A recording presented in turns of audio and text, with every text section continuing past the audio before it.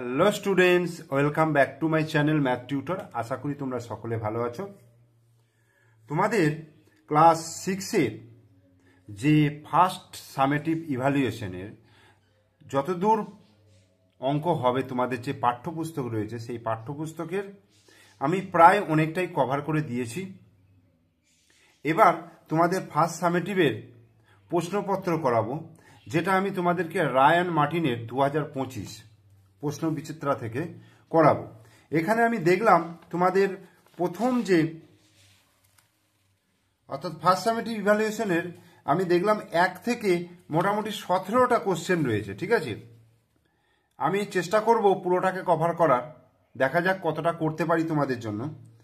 একটা একটা করে ভিডিও আমি প্রত্যেক দিন দেওয়ার চেষ্টা করব, বা একদিন ছাড়া ছাড়া দেওয়ার চেষ্টা করব। তোমরা অবশ্যই একটু ভিডিওটা মনোযোগ সহকারে দেখবে এবং অঙ্কগুলোকে প্র্যাকটিস করার চেষ্টা করবে।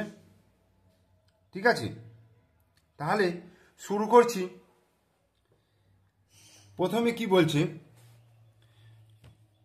একের দাগের বলছে নিচের প্রশ্নগুলির উত্তর দাও। নিচের প্রশ্নগুলির উত্তর দাও। একেরটা বলছে 190-এর সব থেকে কাছে 1000-এর গুণিতকে পূর্ণ সংখ্যা কত। তাহলে আমাকে 190 সংখ্যাটিকে, একের দাগের একেরটা 190 সংখ্যাটিকে 1000-এর গুণিতকে প্রকাশ করতে হবে। তো 1000-এর গুণিতকে প্রকাশ করতে গেলে আমরা যেটা জানি, 1000-এর গুণিতকে প্রকাশ করতে গেলে আমাকে কি করতে হয়, শতকের ঘরের অঙ্কটা দেখতে হয়। তো একক, দশক, শতক, এই হলো শতকের ঘরের অঙ্ক। শতকের ঘরের অঙ্ক যদি 5 কিংবা 5-এর বেশি হয়, তখন হাজারের ঘরের অঙ্ক 1 যোগ হবে, যেহেতু এখানে 0 রয়েছে। আর যদি 5-এর কম থাকে তাহলে কিন্তু হাজারের ঘরের সংখ্যার কোনোরূপ চেঞ্জ হবে না, এবং উভয় ক্ষেত্রে এই 3টে ঘর কিন্তু 0 হয়ে যাবে। তাহলে সেই হিসাবে দেখো, এখানে 1 রয়েছে মানে 5-এর কম রয়েছে, তাহলে হাজারের ঘরে কোনোরূপ চেঞ্জ হবে না এইটা, এবং এই 3টে এ অনুযায়ী 3টে 0 হয়ে যাবে, অর্থাৎ ভ্যালুটা হয়ে গেল কিন্তু 0। তাহলে 190-এর সব থেকে কাছে হাজারের গুণিতকে পূর্ণ সংখ্যা হচ্ছে 0। 2-এর দাগের শূন্যস্থান পূরণ করো। রোমান নম্বরের ক্ষেত্রে এক্স বিয়োগ হতে পারে ড্যাশ থেকে। এক্স কার কার থেকে বিয়োগ হতে পারে, আমরা এক্সেল লিখি, দেখবে এক্সেল। এক্সেল মানে কি, এল মানে তো 50, এক্সেল মানে কি 40, অর্থাৎ 50 থেকে এক্স বিয়োগ, তাহলে এল থেকে বিয়োগ হতে পারে। আর একটা আমরা লিখি এক্সি, সি থেকে বিয়োগ হতে পারে, অর্থাৎ 90, সি মানে 100, এক্সি মানে হচ্ছে 90, তাহলে সি থেকে এল থেকে বিয়োগ হতে পারে। তাহলে আমরা উত্তরটা কি লিখব, এল অথবা সি, এল অথবা সি থেকে বিয়োগ হতে পারে। আর 3 নম্বর দেখো 83, 3 নম্বর কত হচ্ছে 83। 83 এর মধ্যে এক্স কতবার আছে দেখো। 83টাকে কেমনভাবে লিখবো, দেখো সি মানে হচ্ছে 50, সরি সি নয় এল, এল মানে হচ্ছে 50, আর এই 60, 70, 80, 1 2 3, এই হলো 83। তা 83-তে এক্স কতবার আছে, 1 বার, 2 বার, 3 বার, তাহলে 3 বার এক্স আছে, 3 বার এক্স আছে। এরপরে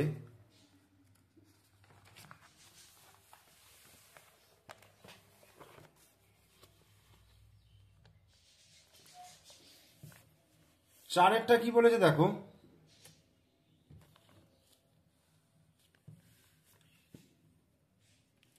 এক পূর্ণ 3/5 এই ভগ্নাংশটিকে শতকরায় প্রকাশ করতে বলেছে। তাহলে আগে এটাকে আমি পূর্ণটাকে ভেঙে নিই। দেখো 5 একে 5, 6 7 8, 8/5, ঠিক আছে। এইটাকে যদি আমি শতকরায় প্রকাশ করতে যাই, তাহলে 8/5 গুণিত 100% দিয়ে গুণ করতে হবে শতকরায় প্রকাশ করতে গেলে। তাহলে 5 দিয়ে গুণ ভাগ করব, 5 দুগুণে 10, 20 হলো, তাহলে 8 দুগুণে 16, 160%। তাহলে অ্যান্সার কিন্তু কোনটা হয়ে যাচ্ছে দেখো, সি এর অপশনটা। এরপরে হচ্ছে 5-এরটা 0.081, 8 আর 1-এর মাথায় পৌনাপৌনি রয়েছে। এটাকে সামান্য ভগ্নাংশে পরিণত করতে গেলে কি করতে হবে?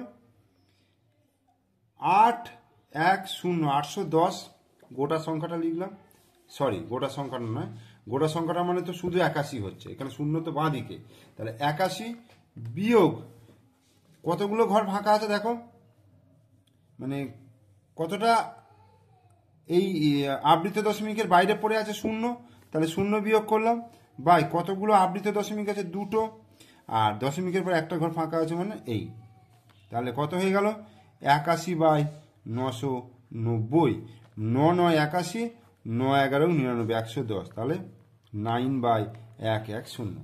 তাহলে কোন অ্যান্সারটা হয়ে যাচ্ছে? বি এর অপশনটা কিন্তু হয়ে গেল। এরপরে বলছে 150-এর সব থেকে কাছে, কি বলছে 150 এর সব থেকে কাছে 100-র গুণিতকে পূর্ণ সংখ্যা হলো, 150-এর কাছে 100-র গুণিতকে পূর্ণ সংখ্যা, 150 গুণিতকে প্রকাশ করতে গেলে আমায় কি দেখতে হবে? দশকের ঘরটা দেখতে হবে। দশকের ঘরটা 5 আছে মানে তার আগের ঘরটার সঙ্গে 1 যোগ হয়ে যাবে, তাহলে 2 হয়ে যাবে, আর এই দুটো ঘর 0 হয়ে যাবে, তাহলে 200 হয়ে যাবে। তাহলে 200 হলে আমি কোন উত্তরটা করব? সি এর অপশনটা, তাহলে সি এর অ্যান্সারটা আমার কিন্তু সি এর উত্তরটা হয়ে গেল। ঠিক আছে, এরপরে দেখো 7-এরটা 0.2 গুণিত 0.06 গুণিত 0.03 এর মান হলো, এর মানটা আমাকে কি করে বার করতে হবে? আমি কি বলেছিলাম তোমাদের টেক্সট বুক করাবার সময়, যা সংখ্যাগুলোকে গুণ করো, দেখো 6 দুগুণে 12, 3 বারং 36, এবার কতগুলোর আগে দশমিক হবে? দেখো দুটো, 4টে, 5টা, দেখো 36 এখানে সব কটা দিয়ে আছে, কিন্তু 5টার আগে দশমিক আছে, 1 2 3 4 5, এটা 4টে আছে, এটা 6টা আছে, এটা 2টো আছে, তাহলে অপশন হয়ে যাবে কিন্তু এর অপশনটা। 8-এরটা দেখো পি গুণিত এম প্লাস এন সমান পি গুণিত এম প্লাস পি গুণিত এন, এই সম্পর্কটাকে বলা হচ্ছে বিচ্ছেদ নিয়ম। ঠিক আছে, এটাকে বলা হচ্ছে বিচ্ছেদ নিয়ম। 9-এরটা 3টি বাহুর দৈর্ঘ্য এ বি এবং সি হলে A greater than B greater than C কোন শর্তে ত্রিভুজ তৈরি হবে? এটা কত অঙ্ক? 9-এরটা। এখানে বলে দিয়েছে A greater than B greater than C, আমার কি করতে হয়? সব থেকে বড় বাহুটা লক্ষ্য করতে হবে। বড় বাহুটা দেখলাম, ছোট দুটো বাহুর যোগফল অর্থাৎ বি প্লাস সি, এইটা যদি গ্রেটার দেন এ হয়, এইটা হয়, তবে ত্রিভুজটি গঠন করা সম্ভব, B plus C greater than A. ঠিক আছে, তাহলে এই শর্তে কিন্তু ত্রিভুজ গঠন করা সম্ভব। তারপর 10-এরটা কি বলছে? বলছে বৃত্তের বৃহত্তম জ্যায়ের দৈর্ঘ্য 10 সেমি হলে ব্যাসার্ধের দৈর্ঘ্য কত? বৃত্তের বৃহত্তম জ্যা মানে কি? বৃত্তের বৃহত্তম জ্যা মানে হচ্ছে ব্যাস, সেই ব্যাস বলে দিয়েছে কত? 10 সেমি। আমরা জানি বৃত্তের বৃহত্তম জ্যা মানেই হচ্ছে ব্যাস, আর সেই ব্যাস মানে হচ্ছে 10 সেমি। এবার ব্যাসার্ধ বার করতে গেলে ব্যাসকে 2 দিয়ে ভাগ করলেই কিন্তু আমি ব্যাসার্ধ পেয়ে যাব। তাহলে 10/2 সমান কত হয়ে যাচ্ছে? 5 সেমি। তাহলে 5 সেমি পেয়ে গেলাম।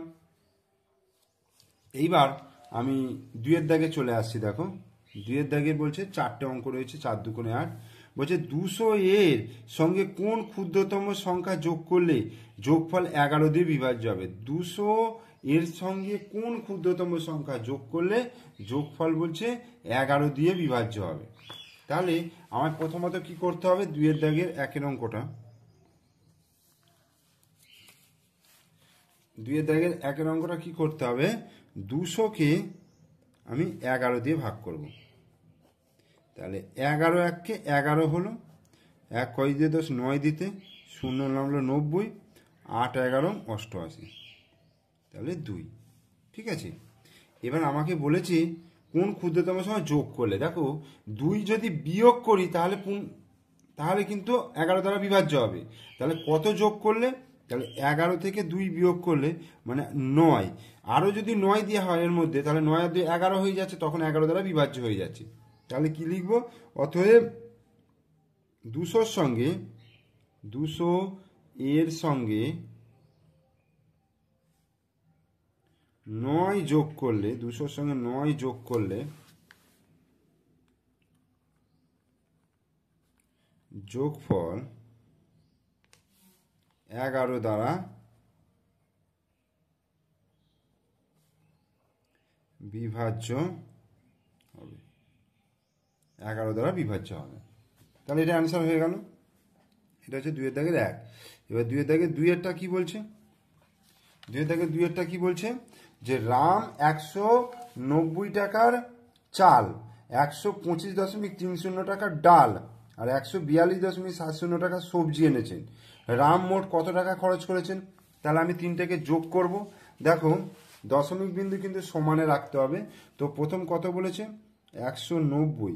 190 মানে 190.00 লিখতে পারি। আচ্ছা, তারপরে হচ্ছে 125.30 এটা লিখলাম। আর তারপরে হচ্ছে 142.70 এটা যোগ, এটা যোগ।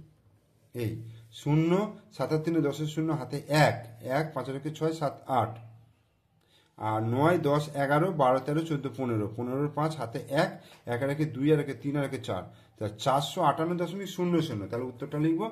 অতএব রাম মোট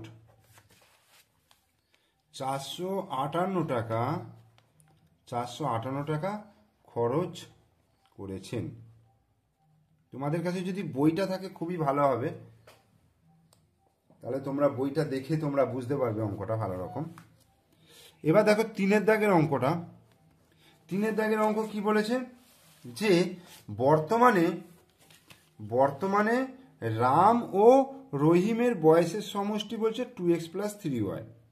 তাহলে 10 বছর আগে তাদের বয়সের সমষ্টি কত ছিল? তাহলে রাম ও রহিমের বয়সের সমষ্টি, বর্তমানে রাম ও রহিমের বয়সের সমষ্টি। রাম ও রহিমের বয়সের সমষ্টি কত? রাম ও রহিমের বয়সের সমষ্টি বলছে 2x + 3y। এইটা এত বছর বলে দিয়েছে, 2x + 3y বছর। এবার 10 বছর কি বলছে? 10 বছর আগে। 10 বছর আগে মানে রামের বয়স 10 বছর কমে যাবে, আবার রহিমের বয়সও 10 বছর কমবে। তাহলে মোট কত বছর কমবে? 20 বছর। তাহলে 10 বছর আগে, তাহলে 10 বছর আগে রাম ও রহিমের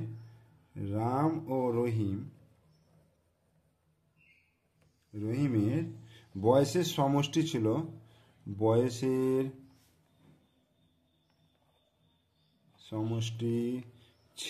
কত? 2x + 3y।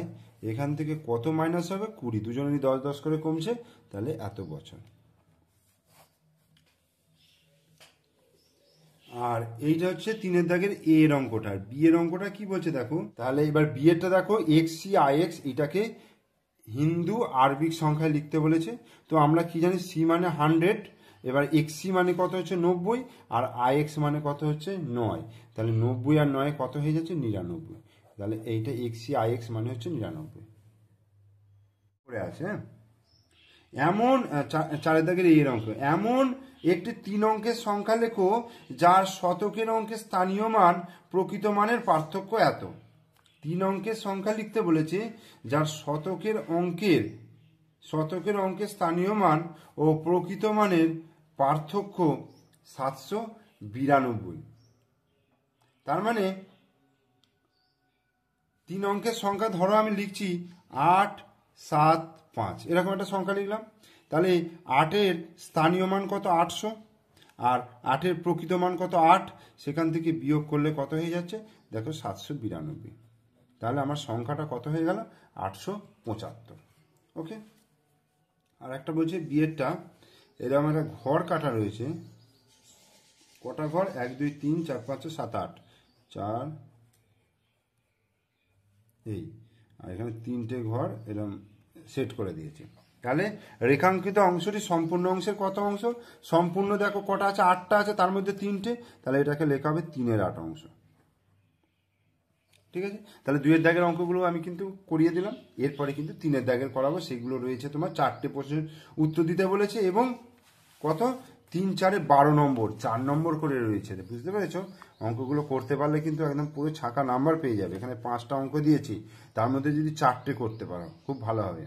আর এই তোমরা রায়ান মার্টিনের এই যে আমি পেজগুলো করাচ্ছি, সেই পেজগুলো কিন্তু ভালো করে প্র্যাকটিস করবে, দেখবে এখান থেকে কিন্তু তোমাদের পরীক্ষায় অঙ্ক চলে আসবে। এই অঙ্কগুলো যদি তোমরা প্র্যাকটিস করো, দেখবে এখান থেকে কিন্তু তোমাদের ভালো রকম প্রস্তুতি হয়ে যাবে।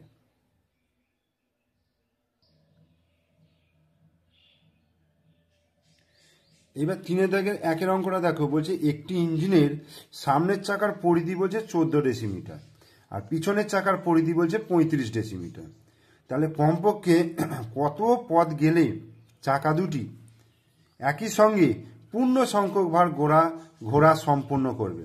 এই যে কমপক্ষে কথাটা বলেছে, এই কমপক্ষে কত গেলে এরকম বার করতে গেলে আমার এই যে 14 ডেসিমি আর 35 ডেসিমি আছে,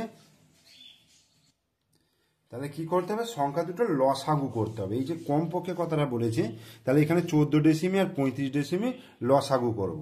দেখো এখানে হচ্ছে তোমার 3 দাগের 1 অঙ্কটা 14 ডেসিমি আর 35 ডেসিমি। দেখো 14 আর 35 এর যদি লসাগু করি কি হবে? প্রথম কত দিয়ে যাবে? 7 দিয়ে।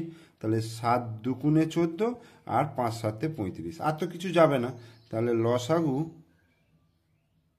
সমান তাহলে কত হচ্ছে? 7 গুণিত 2 গুণিত 5, তাহলে 5 দুগুণে 10 সাথে 70 ডেসিমি। তাহলে উত্তরটা কি লিখবো? কমপক্ষে 70 ডেসিমি পথ গেলে চাকা দুটি একই সঙ্গে পূর্ণ সংখ্যক বার ঘোরা সম্পন্ন করবে। তাহলে আমি লিখছি না, ঠিক আছে? এটা তোমরা কিন্তু লিখে নেবে যে উত্তরটা লিখবে এই যে কমপক্ষে 70 ডেসিমি পথ গেলে চাকা দুটি একসঙ্গে পূর্ণ সংখ্যক বার ঘোরা সম্পন্ন করবে। ওকে, এবার 2 দাগেরটা বলছে 360 বিঘা জমি 20 দিনে চাষ করতে 4টি ট্রাক্টর লাগে, আর 1800 বিঘা জমি 10 দিনে চাষ করতে আরো কতগুলি ট্রাক্টর লাগবে? তাহলে আমরা এটাকে ঐকিক নিয়মে করব। তাহলে জমির পরিমাণ, দিন সংখ্যা, ট্রাক্টর সংখ্যা। জমির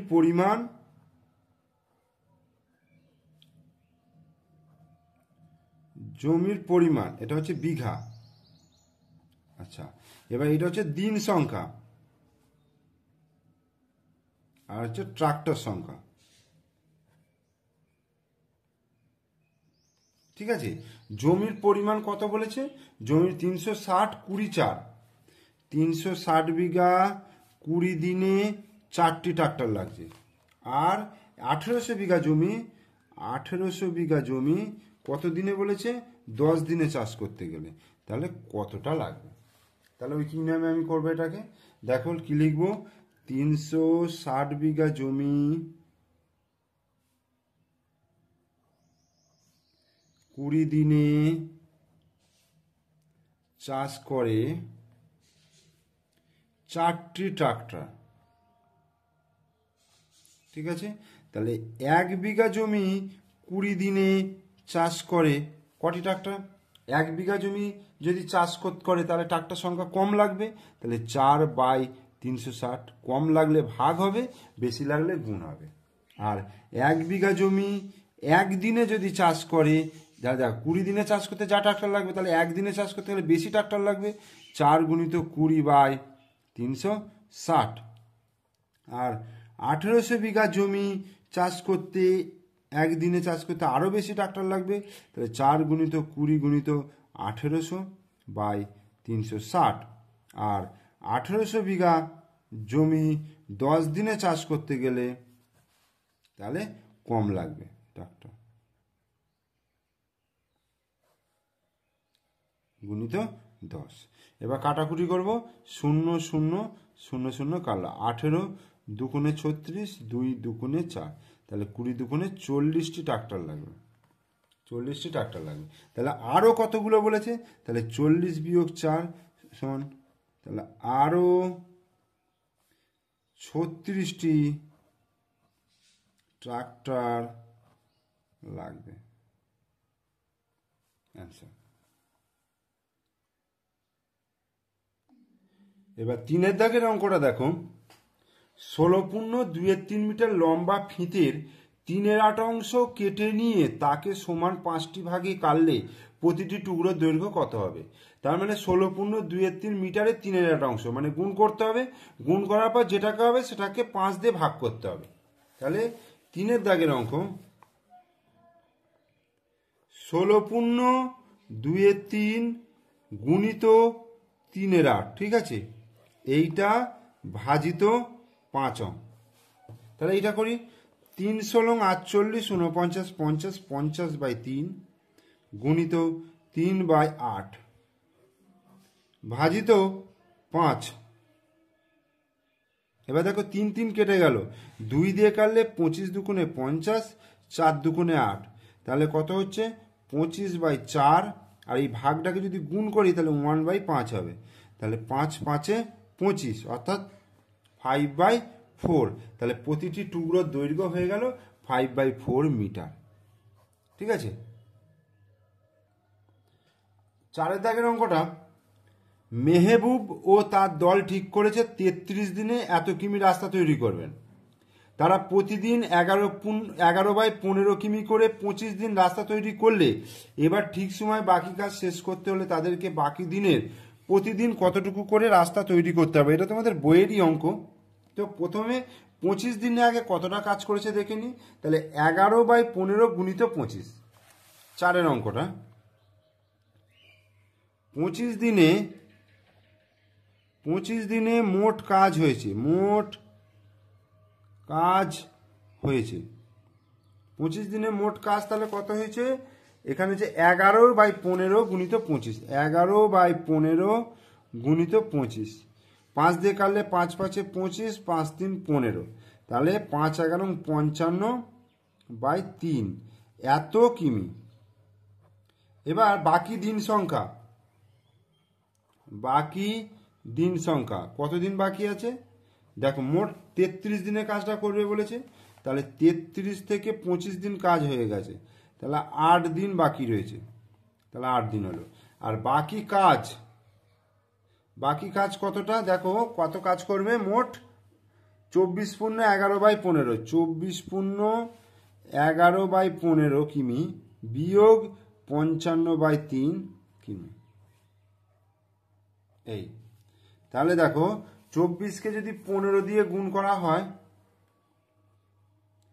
5 4-এ 20, 0, 5 2 10, 11 12, আর এটা 24 হলো, 0 6 2 3, 360 আর 11 যোগ করলে 371, তাহলে 371/15 মাইনাস 55/3, তাহলে 15 লসাগু হলে তাহলে ওপরে 371 হয়ে গেল, মাইনাস 3 5-এ 15, তার মানে 5 5-এ 25-এর 5 হাতে 2, 5 5-এ 25, 26 হবে 275। এবার এখান থেকে দেখো 5 6 দিতে 11, 6 দিতে হাতে 1, সাথে রেখে 8, 8 করে 9, 96/15, 3 দিয়ে কাটাকুটি করলে 3 3 9, 3 2 6, 32, 3 5 15, তাহলে 32/5। এইবার এই এত কিমি রাস্তা বাকি আছে আর 8 দিন বাকি আছে, তাহলে কিভাবে করতে হবে, প্রতিদিন কতটা করে কাজ করতে হবে, তাহলে 32/5টাকে এটা ভাজিত 8 দিয়ে ভাগ করব। তাহলে 8 দিনে 32/5 কিমি করতে হবে, তাহলে একদিনে করতে হবে 32/5 ভাজিত 8, অর্থাৎ 32/5 গুণিত এটা কি হয়ে যাবে 1/8, 8 4 8 32 সমান 4/5 কিমি। তাহলে উত্তরটা তোমরা কি লিখে দেবে, উত্তরটা লিখবে যে বাকি দিনের প্রতিদিন তাদের 4/5 কিমি করে রাস্তা তৈরি করতে হবে। অ্যান্সার। 5-এর দাগের এর অঙ্কটা 2 3 4 5 6 7 এর সঙ্গে কোন ক্ষুদ্রতম সংখ্যা যোগ করলে যোগফল 835 দ্বারা বিভাজ্য হবে। তাহলে আগে এটাকে ভাগ করব, 2 3 4 5 6 7, এটাকে আমি কত দিয়ে ভাগ করব, 835 দিয়ে, ঠিক আছে। প্রথমে আমি 2 দিয়ে খাওয়াবো, 5 2 10-এর 0, হাতে 1, 3 2 6 রেখে 7, 8 2 16, তাহলে বিয়োগ করলে 5 7 দিতে, 6 রেখে 7, 7 8 9 10 11 12 13, 6 দিতে 675 হলো, 6 নামলো।